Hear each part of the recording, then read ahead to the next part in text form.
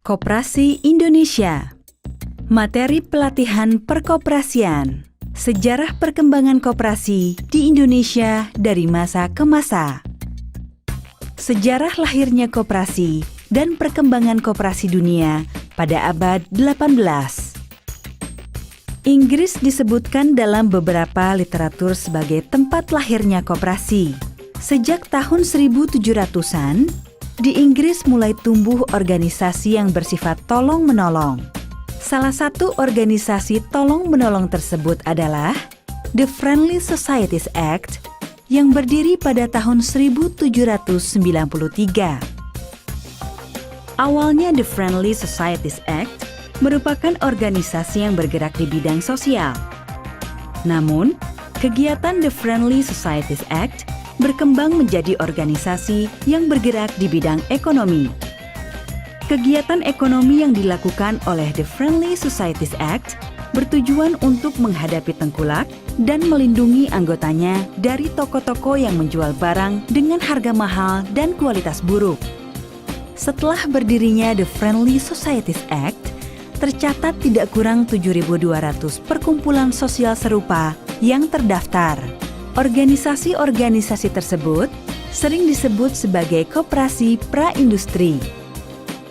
Jauh sebelum tahun 1700 di Inggris, para pemikir seperti J.P. Proudhon, Saint-Simon, Charles Fourier telah membuat gagasan mengenai sebuah organisasi ekonomi yang bertujuan untuk memperbaiki kehidupan masyarakat. Organisasi tersebut belakangan dikenal dengan nama koperasi. Pada tahun 1844, dalam upaya melindungi pekerja dari dampak revolusi industri dan kapitalisme, berupa upah murah, harga-harga kebutuhan pokok yang melonjak tinggi, serta banyaknya toko-toko yang menjual barang dengan kualitas buruk. Di era revolusi industri, para pemilik modal dengan segala kuasanya mengumpulkan keuntungan dengan serakah dan melakukan penghisapan terhadap manusia. Didirikanlah sebuah koperasi pertama di Tootland Rochdale, Inggris. Koperasi ini diprakarsai oleh Charles Howard. Kesuksesan koperasi Rochdale ini menyebar ke seluruh daratan Inggris. Sampai dengan tahun 1852, terdapat sekitar 100 koperasi di seluruh wilayah Inggris. Pada tahun 1862, koperasi-koperasi konsumsi di Inggris menyatukan diri menjadi pusat. Koperasi pembelian dengan nama The Cooperative Wholesale Society, disingkat CWS. Pada tahun 1945, CWS telah memiliki 200 buah pabrik dan tempat usaha dengan 9.000 pekerja yang perputaran modalnya mencapai 55 juta pound sterling. Sedangkan pada tahun 1950, jumlah anggota koperasi di seluruh wilayah Inggris telah berjumlah lebih dari 11 juta orang dari sekitar 50 juta orang penduduk Inggris. Melihat kesuksesan di Inggris, konsep koperasi meluas ke wilayah lain di Eropa, salah satunya yakni Prancis. Setelah Revolusi Prancis, negara mengalami peningkatan jumlah masyarakat miskin yang cukup signifikan. Namun, berkat dorongan dari tokoh koperasi Prancis saat itu, yakni Charles Fourier, Louis Blanc, serta Ferdinand Lassalle, angka itu bisa ditekan dengan didirikannya badan koperasi di Prancis. Berdasarkan data ICA hingga tahun 2016, Prancis memiliki 23.000 koperasi dengan jumlah anggotanya mencapai 24.460.000 orang atau 38% dari total populasi Prancis. Serta jumlah pekerja pada koperasi lebih dari 1 juta pekerja. Prancis memiliki koperasi peringkat 1 dunia dengan perputaran modal sebesar 90,21 miliar US dollar. Saat koperasi di Inggris dan Prancis telah mencapai kemajuan, koperasi di Jerman mulai mengikuti jejak mereka. Muncul seorang pelopor koperasi lainnya yang bernama F.W. Raiffeisen di Jerman. Beliau merupakan wali kota Flammersfelde Pada tahun 1848, Ray Fashion menganjurkan agar kaum petani menyatukan diri dalam perkumpulan simpan pinjam. Tidak hanya Ray Fashion, seorang pelopor koperasi lain muncul. Ialah H. Scholes, seorang hakim di kota Delitzsch yang juga memperakasai terbentuknya koperasi simpan pinjam di kota tersebut. Kesuksesan koperasi di Eropa mengakibatkan koperasi juga menyebar keluar daratan Eropa, di antaranya menyebar ke Amerika dan Asia, termasuk Indonesia.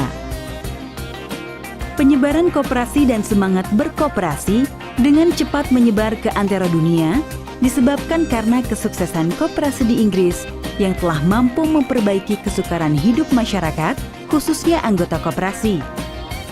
Karena itulah, koperasi dianggap sebagai solusi alternatif dalam upaya mewujudkan kesejahteraan masyarakat serta solusi dari permasalahan ekonomi.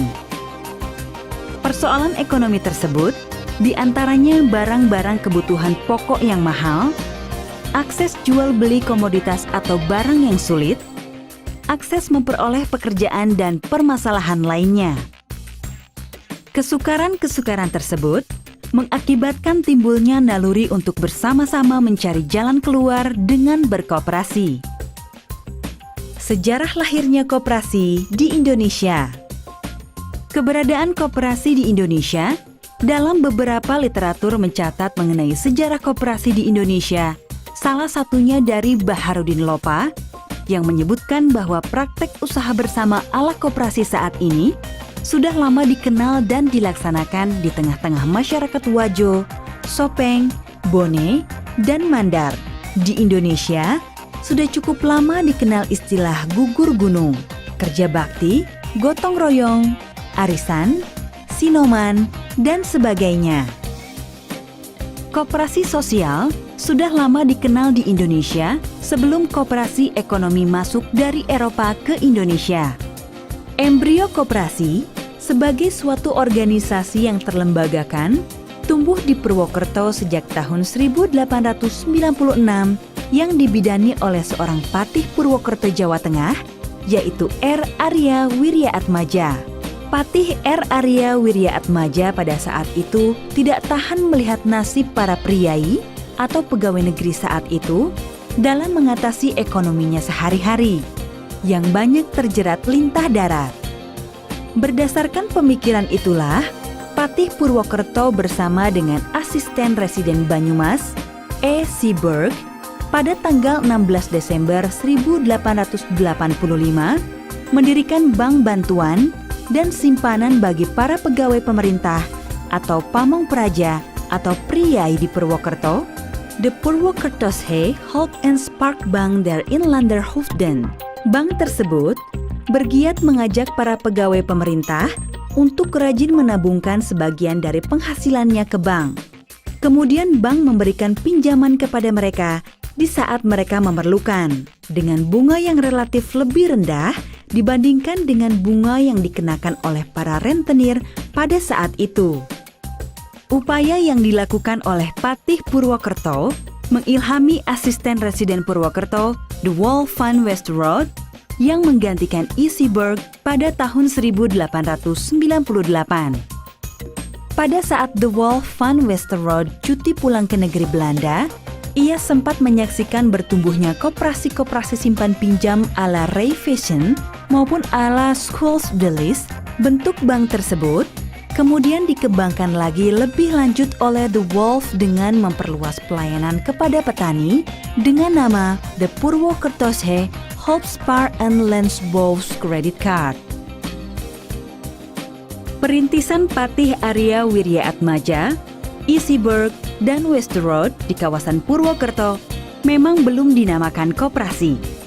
Namun dalam pengelolaannya sehari-hari, bank tersebut telah memancarkan secara jelas semangat kebersamaan, semangat tolong-menolong, semangat untuk maju bersama, semangat dari oleh untuk bersama, yang sebenarnya semangat tersebut merupakan jiwa dan ruh koperasi. Titik awal perkembangan perkoperasian di bumi Nusantara bertepatan dengan berdirinya Perkumpulan Budi Utomo pada tahun 1908. Para tokoh Budi Utomo mendirikan koperasi rumah tangga atau konsumsi. Selain itu, Sutomo dan Gunawan Mangunkusumo menjadi pelopor dalam pembentukan koperasi industri kecil dan kerajinan.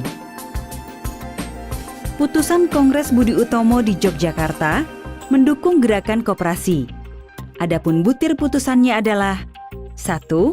Memperbaiki dan meningkatkan kecerdasan rakyat melalui bidang pendidikan. 2. Memperbaiki dan meningkatkan kesejahteraan rakyat melalui koperasi. Setelah berdirinya koperasi yang digagas oleh para tokoh Budi Utomo, kemudian disusul dengan berdirinya toko-toko adil pada tahun 1913 oleh tokoh-tokoh Serikat Dagang Islam, Sarekat Islam, dan tokoh-tokoh pergerakan nasional lainnya, seperti dari PNI, Partindo, Parindra, dan sebagainya di awal tahun 1900-an. Pada masa-masa tersebut, juga konon mulai berdiri koperasi di kalangan para santri, koperasi pondok pesantren yang didorong oleh para kiai. Kehadiran toko adil dan koperasi yang digagas Budi Utomo merupakan bentuk perlawanan dan perlindungan masyarakat dari sulitnya ekonomi pada saat itu. Masyarakat Indonesia lebih banyak diposisikan sebagai budak dan buruh. Sangat sulit bagi masyarakat Indonesia menjadi pengusaha yang mampu bertahan dan berkembang. Hanya pengusaha yang dekat dan mendukung Belanda lah yang akan mendapatkan akses ekonomi. Pada tahun 1942, negara Jepang menduduki Indonesia. Jepang mendirikan koperasi yang diberi nama Koperasi Kumiai. Namun, Koperasi Kumiai berbeda dengan koperasi yang sebelumnya pernah ada di Indonesia. Alih-alih membantu warga kelas bawah, koperasi ini justru malah bertujuan untuk menyokong pangan dan persenjataan Jepang dalam berperang. Koperasi pada era awal kemerdekaan. Para pendiri bangsa menyadari bahwa dampak dari kapitalisme dan imperialisme yang dibawa oleh para penjajah sangat buruk bagi perekonomian rakyat Indonesia. Pada sidang BPUPKI tanggal 29 Mei hingga 1 Juni 1945, para pendiri bangsa menyampaikan gagasannya mengenai kesejahteraan dan keadilan, di antaranya Muhammad Yamin, Soekarno maupun Muhammad Hatta. Soekarno menyampaikan visi emansipasinya, bahwa tidak ada kemiskinan di dalam Indonesia merdeka. Begitupun Hatta yang menyampaikan demokrasi yang hanya membawa persamaan politik, tidak sesuai dengan cita-cita perjuangan Indonesia. Jalan tengah yang sesuai dengan bangsa Indonesia, yaitu sistem ekonomi kekeluargaan atau sistem ekonomi Pancasila. Sistem ekonomi tersebut dipercaya menjadikan bangsa Indonesia memiliki kultur sosial ekonomi yang sesuai dengan jati diri bangsa. Sistem ekonomi Pancasila merupakan suatu jalan bagi bangsa Indonesia untuk menciptakan masyarakat adil dan makmur. Pemikiran Hatta mengenai cocoknya koperasi diterapkan sebagai soko guru perekonomian Indonesia merdeka didasarkan pada studi yang dilakukan Hatta ke Skandinavia pada tahun 1925 atas tugas dari Perhimpunan Indonesia di Belanda. Hatta melihat bahwa negara-negara Skandinavia memiliki perekonomian yang makmur karena perekonomiannya didasarkan pada koperasi.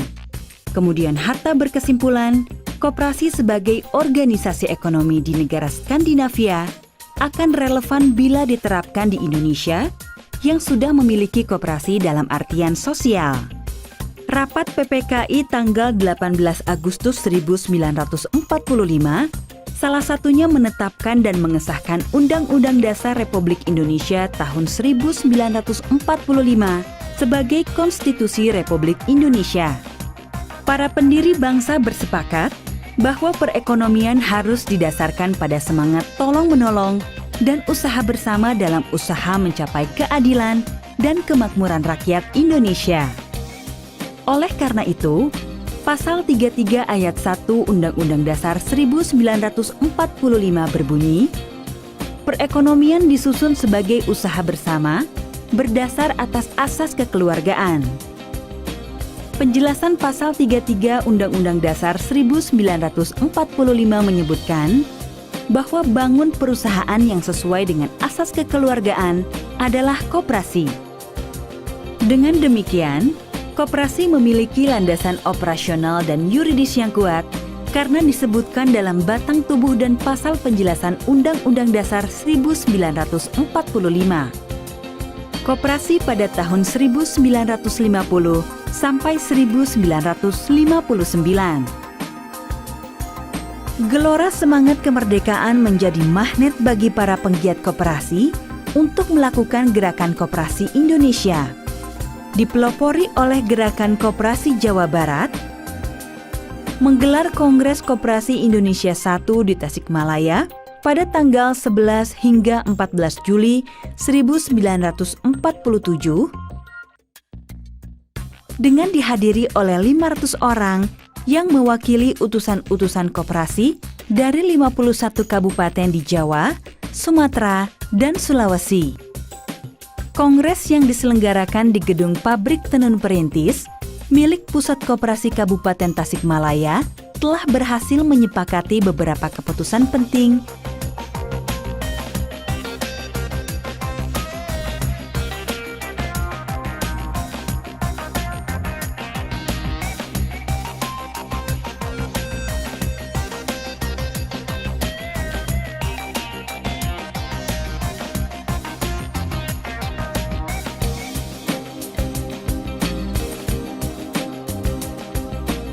Gerakan koperasi sejak tahun 1950 sangat berkaitan erat dengan suasana politik negara yang di bawah naungan Undang-Undang Dasar Sementara 1950. Perkembangan koperasi antara tahun 1950 hingga 1960 mengalami kemajuan sangat pesat. Tercatat pada tahun 1959 ada 16.601 koperasi dibandingkan dengan jumlah koperasi pada tahun 1950 yang hanya ada 1.155 buah. Pada tanggal 15 hingga 17 Juli 1953 di Bandung, dilangsungkan Kongres Kedua Koperasi Seluruh Indonesia dan dihadiri oleh 83 pusat dan gabungan koperasi. Peraturan-peraturan tentang perkoperasian sebelum tahun 1966. Pada tanggal 27 Oktober 1958, pemerintah menerbitkan Undang-Undang Nomor 79 Tahun 1958 tentang perkumpulan koperasi. Undang-undang tersebut merupakan undang-undang koperasi pertama yang dibuat oleh bangsa Indonesia pasca kemerdekaan. Kemudian tanggal 2 Agustus 1965 disahkan Undang-Undang Koperasi kedua, yaitu Undang-Undang Nomor 14 Tahun 1965 tentang pokok-pokok perkoperasian. Undang-Undang Nomor 14 Tahun 1965 menggantikan Undang-Undang Nomor 79 Tahun 1958. Koperasi pada tahun 1966 sampai 1998. Perkembangan koperasi tahun 1966 ditetapkannya TAP MPRS nomor 23/MPRS/1966 tentang pembaharuan kebijaksanaan landasan ekonomi, keuangan, dan pembangunan yang merupakan salah satu dasar hukum pelaksanaan gerakan koperasi yang berdasarkan Pancasila dan Undang-Undang Dasar 1945. Selain itu, pada tahun 1967 disahkan Undang-Undang Nomor 12 Tahun 1967 tentang pokok-pokok perkoperasian sebagai pengganti dari Undang-Undang Nomor 14 Tahun 1965. Dalam rentang waktu 1969 hingga 1970, koperasi telah siap memasuki tahap-tahap pembangunan 5 tahun pertama. Dalam tahap pembangunan 5 tahun pertama ini, pemerintah telah mendirikan 1. Pusat Latihan Penataran Koperasi atau Puslat Penkop di Jakarta.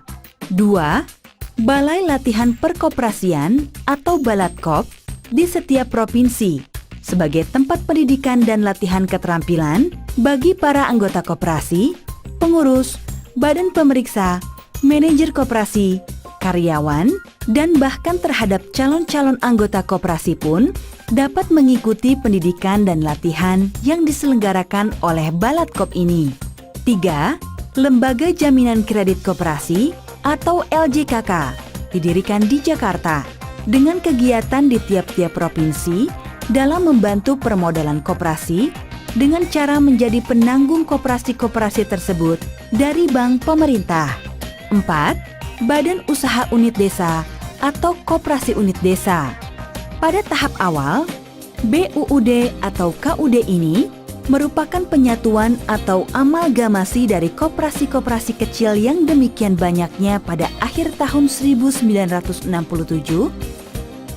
Ciri khas koperasi pada rentang waktu tahun 1966 sampai 1998 adalah dengan adanya Koperasi Unit Desa atau KUD.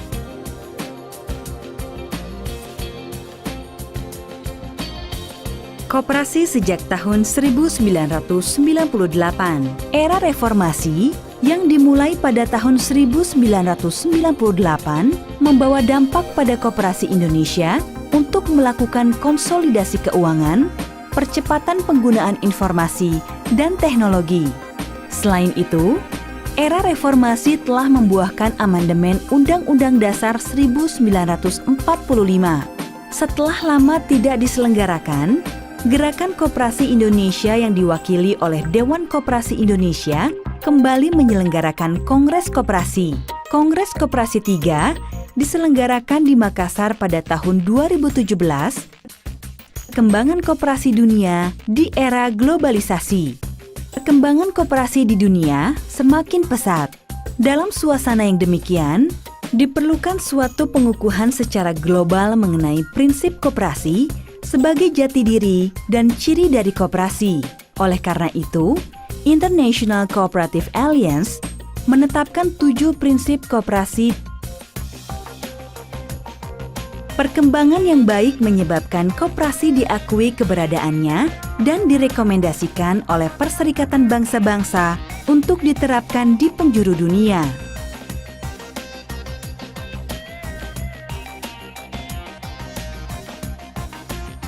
Koperasi di Jepang dan Turki telah mampu mengangkat perekonomian petani setempat menjadi sangat baik. Koperasi keuangan di Belanda telah menjelma menjadi bank berkelas internasional. Koperasi di Malaysia menjadi bagian yang tak terpisahkan dari masyarakat Malaysia. Koperasi di Afrika menjadi model dalam usaha pengentasan kemiskinan. Koperasi-koperasi tersebut adalah sebagian kecil dari potret besar kesuksesan koperasi dunia. Perkembangan yang baik tersebut menyebabkan koperasi diakui keberadaannya dan direkomendasikan oleh Perserikatan Bangsa-Bangsa atau PBB untuk diterapkan di penjuru dunia, terutama negara-negara berkembang.